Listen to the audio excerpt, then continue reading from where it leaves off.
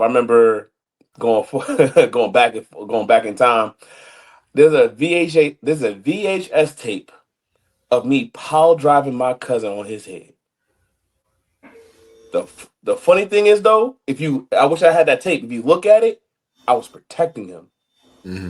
I knew it naturally, and I always look back. I always try to find that tape because I'm just like, damn. My cousin, he said, "Man, when you dropped me on my head," I said, "Yeah, I don't want to bring that up again."